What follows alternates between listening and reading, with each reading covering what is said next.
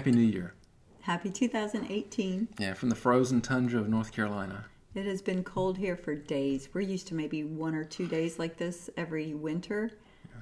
So. Yeah, this is pretty miserable, but warmer days are ahead. That's right. But we really did want to wish you a happy 2018 and just encourage you that this could be a great year for you. I know a lot of folks had a rough 2017, but we didn't want this to be just a warm, fuzzy fluff zone. This is the no fluff zone today.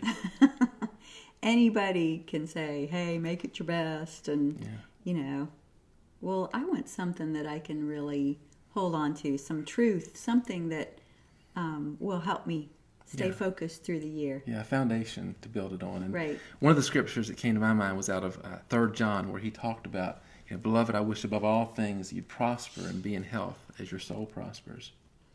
That's pretty neat. And I think it's interesting that he said, as your soul prospers. A lot of us define soul as your mind, will, and emotions.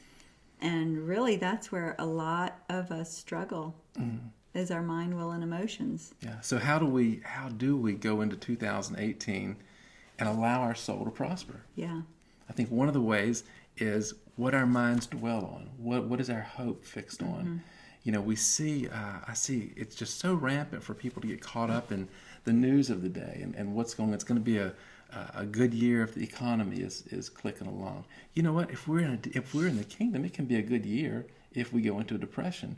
Doesn't mean we might not be affected by it in some ways, but we're kingdom people. We can have a great year in the midst of whatever's going on around us. And so much of it, it's where we set our eyes. It says, set your eyes on things above, not on things on the earth. Yeah. And how easy it is to do just the opposite, to look around and say, well, this forecast for the year looks really good.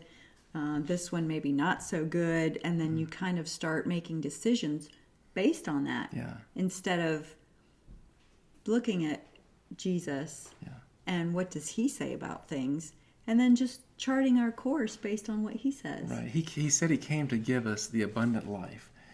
And he didn't say that abundant life is dependent upon the politics of the day or the economy or whatever else may be surrounding us in this world. He came to give us abundance in every area of our life based on what he accomplished.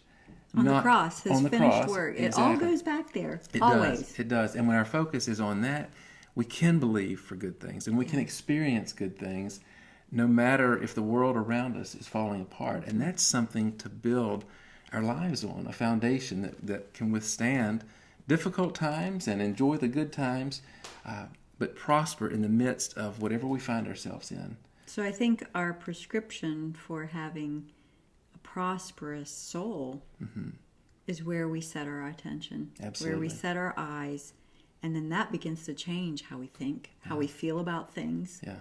And so this year, get your eyes off of the news and all of the events of the day. Get your eyes even off of yourself and get your eyes on what Jesus has accomplished, that he's risen from the dead, that he lives inside of us. Yes. And approach 2018 with great expectation and excitement and look for God to show up in your life and do great things this year.